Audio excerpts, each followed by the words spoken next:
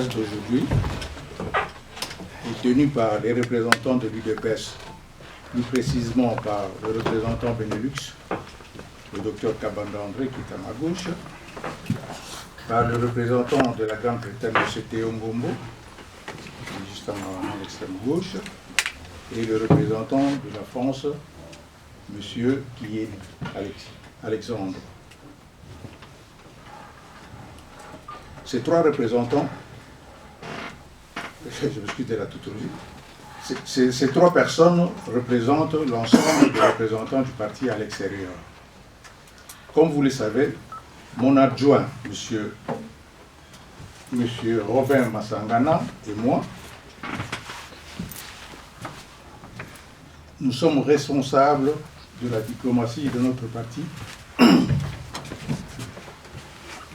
en ce qui concerne les relations extérieures. Mesdames et messieurs de la presse, distingués invités, nous vous remercions d'avoir répondu présent à cette conférence de presse.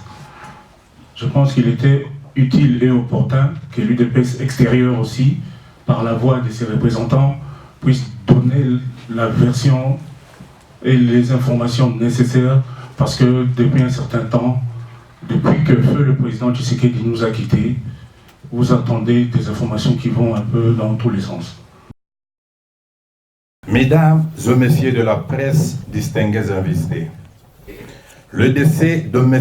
Etienne Tshisekedi Wamulumba, qui était à la fois président de l'IDPS, président du comité des sages du Rassemblement de forces politiques et sociales acquises au changement, et président du comité national de suivi de l'accord et du processus électoral, CENSA en sigle, a incontestablement laissé un vide à tous ces niveaux du pouvoir. Il est donc normal de s'attendre à un bouleversement du paysage politique dans le pays. Ces changements du paysage politique nécessitaient d'importants réaménagements structurels au niveau du Rassemblement et d'éventuels réaménagements au niveau de l'IDPS. Au niveau de l'IDPS, notre parti, seul le congrès du parti est l'instance habilitée à organiser la succession du président Tshisekedi conformément au statut. C'est ainsi que, se posant en gardienne de l'héritage politique de notre vénéré défunt président, le seul fondateur à avoir mené jusqu'à la fin de sa vie les combats pour la démocratie et surtout à avoir persévé l'idéal et les principes fondateurs du parti, l'UDPS extérieur tient à défendre et à sauvegarder ces précieux acquis pour lesquels le président Tshisekedi a sacrifié sa vie.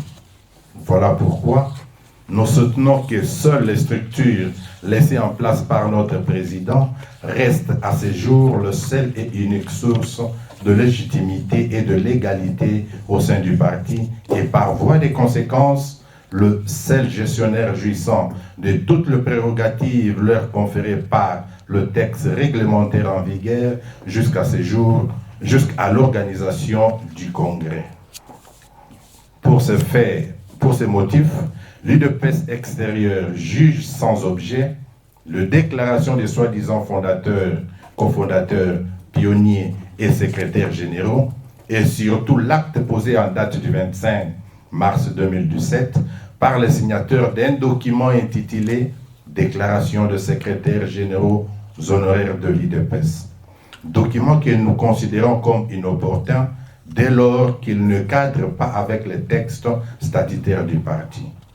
Par ailleurs, nous tenons à rappeler que les ténors de ces groupes d'anciens cadres, à savoir M. Lusangangele, Paul Kapita Chabani, Corneille Molumba, André Kalonzo, François Tshipamba-Mpouila, Jacques Chabani et autres, ont été tous frappés de mesures disciplinaires pour vagabondage politique, insubordination ou détournement des fonds du parti et par conséquent, ils n'ont plus qualité pour engager le parti ou pour initier une quelconque démarche allant dans le sens d'une restructuration du parti.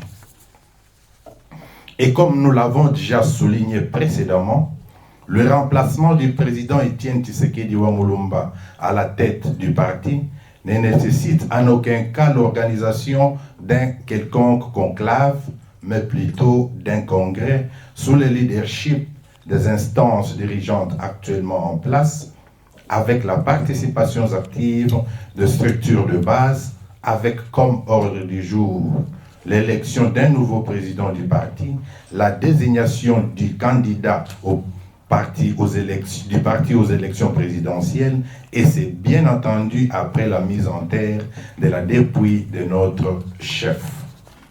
Mesdames et messieurs de la presse, distingués invités, c'est dans la logique qui vient d'être décrite que l'UDPS extérieur non seulement félicite, mais tient surtout à marquer son soutien à la présidence du parti pour avoir récemment et avec fermeté constaté l'auto-exclusion des hauts cadres du parti en la personne de Bruno Tshibala et de Valentin Mubake, qui se sont rendus coupables et de manière flagrante de vagabondage politique et du non-respect de la ligne politique du parti en cette période cruciale de notre combat politique. L'adhésion au parti étant libre et individuelle, toute personne qui s'écarte de la ligne politique tracée par la direction politique du parti renonce automatiquement à sa qualité de membre. Mesdames et messieurs de la presse, distingués invités, l'actualité politique dans notre pays est aujourd'hui dominée, comme chacun le sait, par le refus de M. Kabila d'appliquer l'accord politique global et inclusif signé le 31 décembre 2016 aux centres interdiocésains de Kinshasa par son camp et par le rassemblement de forces politiques, sociales de l'opposition RASOP en sigle, en présence des évêques de l'Église catholique. Comme nous venons de le dire, la disparition du président Tshisekedi a affecté non seulement l'UDPS, mais aussi les rassemblements dont il était non seulement l'initiateur, mais également le président du comité des sages et par conséquent le président du comité national de suivi de l'accord 500 en sigle, conformément à l'accord de la Saint-Sylvestre.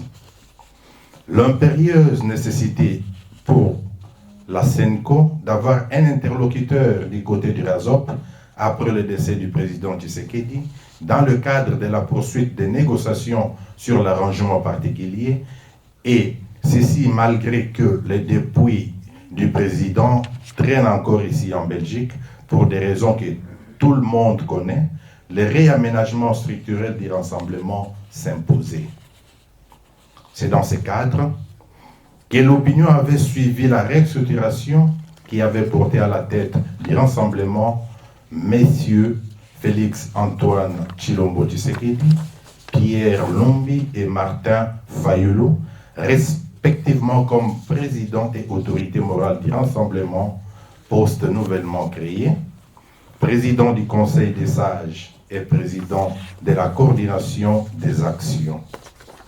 Une répartition de responsabilités considérée par la majorité de plateformes comme équilibre afin de garder la cohésion et l'efficacité dans le fonctionnement du groupe. La philosophie de cette nouvelle structure résidant dans le fait qu'aucun membre du rassemblement n'avait l'étoffe politique suffisante pour remplacer le président Tshisekedi à tous les postes de responsabilité qu'il occupait. Mesdames et messieurs de la presse, distingués invités, tout en apportant ce soutien à la nouvelle restructuration et aux personnes qui dirigent les nouvelles structures du rassemblement, l'UDPS extérieur tient à rappeler que celui-ci, donc le rassemblement, est un regroupement de plateformes politiques et non un groupe d'individus ou de simples partis politiques. C'est pourquoi les gesticulations de certains acteurs politiques, par ailleurs sans envergure ni poids politique réel, ne peuvent ni ébranler le rassemblement présidé par M. Félix Antoine Tshisekedi, ni entamer sa crédibilité qui fait de celui-ci la seule instance interlocutrice dans le cadre des négociations pour sortir le pays de la crise politique. Nous saisissons également de cette occasion pour condamner avec force le manœuvre de tout genre, y compris le débauchage des membres de l'UDPS et du Rassemblement, utilisé par le régime de M. Kabila dans le but de déstabiliser la vraie opposition, retarder la signature de l'arrangement particulier et par conséquent retarder l'application intégrale de l'accord de la Saint-Sylvestre, qui est aujourd'hui l'unique source de légitimité et de légalité du pouvoir en RDC, y compris pour M. Kabila. Le but ultime poursuivi par M. Kabila et son camp étant de ne pas organiser les élections, de peur d'être sévèrement sanctionné par le peuple.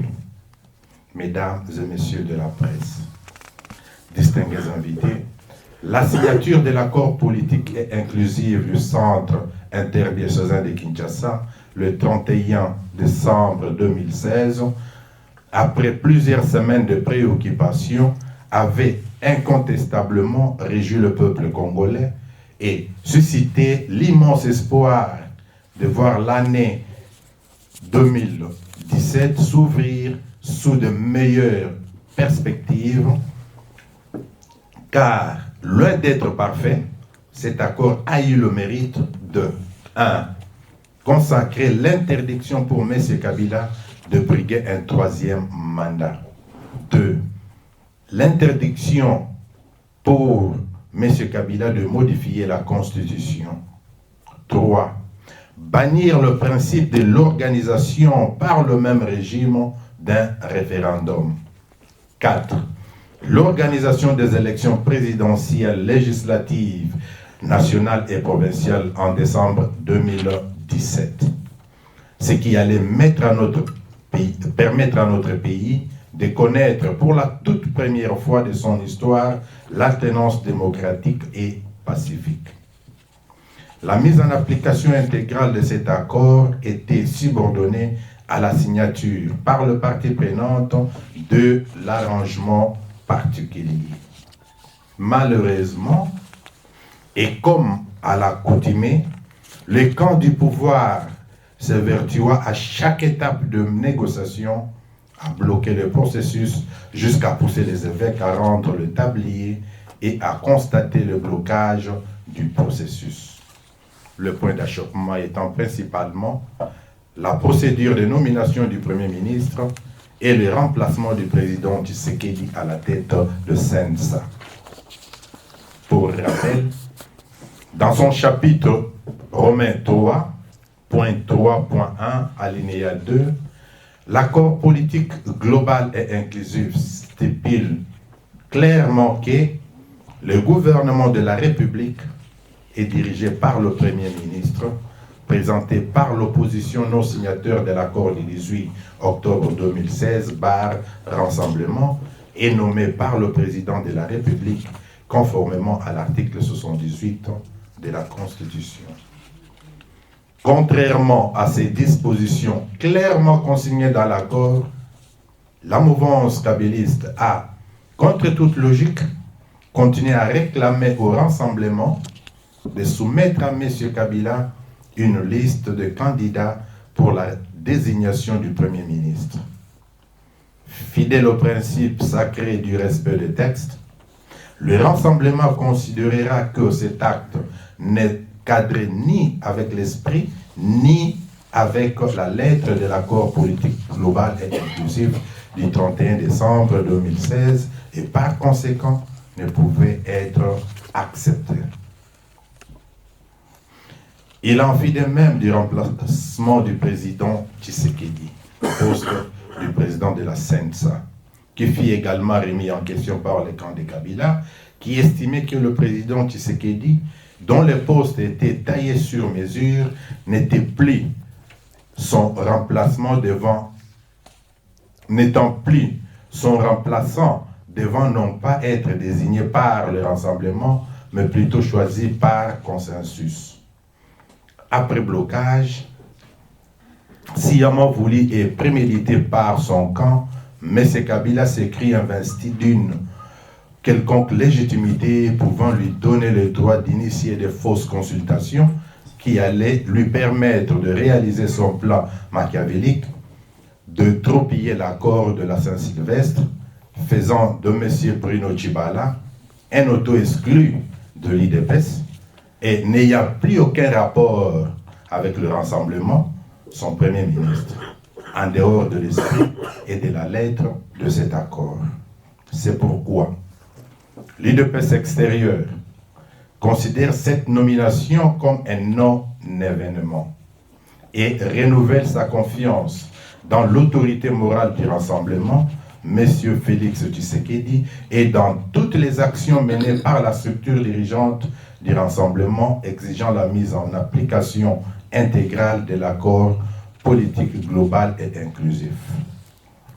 Mesdames et messieurs de la presse, distingués invités, dans le même sens, l'IDPS extérieur remercie le Conseil de sécurité des Nations Unies pour sa dernière résolution, la résolution 2348, l'Union africaine et l'Union européenne pour leurs implications dans l'exigence du respect et de la mise en œuvre intégrale et prompte de l'accord du 31 décembre 2016. Nous ne pouvons pas terminer cette communication sans remercier le peuple congolais pour l'accueil combien chaleureux réservé à l'autorité morale du rassemblement, M. Félix Antoine Tshisekedi, lors de son retour à Kinshasa, ce lundi 17 avril 2017. La spontanéité et l'engouement manifesté par la population quinoise venue massivement l'accueillir témoignent de la confiance et de l'espoir que suscite le jeune leader auprès du peuple congolais. Je vous remercie. Et on peut toujours dire que le peuple finira par gagner, mais en tant que confrontation entre deux forces, l'idéal serait que à un moment, M. Kabila sente que vous l'avez arrêté, vous le faites reculer et que vous pouvez gagner. Vous pouvez me donner un deadline ou essayer d'évaluer dans le temps. Nous sommes tellement d'accord par le simple fait que vous avez vous-même souligné que l'UDPS n'a que le peuple. Et personne dans l'histoire du monde, le peuple n'a jamais été vaincu. Jamais. Le peuple finit toujours par vaincre. Donc l'UDPS est dans le bon. Nous sommes là, nous travaillons. Il y a la diplomatie qui fonctionne. Il y a la pression aussi de la rue qui fonctionne également. Nous pouvons ici dire que le 10, ça n'a pas été, mais nous oublions que le 10 là, nous avions donné du boulot et nous avions remplacé les combattants, le peuple de l'IDPS, le peuple de la RDC, par les hommes de service de Kabila. Ils sont sortis à notre place. On les a donné du boulot. C'est de la réussite pour nous autres. Ils sont sortis en grand nombre. C'était déjà une victoire pour nous autres. Je passe la main. Je crois que tout a été dit par rapport au peuple. Et ce peuple a démontré, après le retour de M. Félix Tshisekedi à Kinshasa le 17 avril, que ce peuple reste debout et déterminé à récupérer son pouvoir. Parce que M. Félix Tshisekedi est rentré de manière tout à fait improvisée, après lui avoir attribué tous les qualificatifs qu'il avait fouillés. Il est retourné sans avoir rien planifié et il y avait environ 4 millions de personnes dans les rues de Kinshasa. Ça veut dire que ce peuple, non seulement a montré son enthousiasme à poursuivre le combat, mais l'espoir qu'il place dans cette opposition qu'on est en train visiblement de banaliser sans savoir ce qu'elle vaut en réalité. M. Kabila peut toujours faire ce qu'il fait. Il l'a toujours fait depuis le début. Mais tout a un début et une fin. Hein. Donc le peuple finit toujours par l'emporter.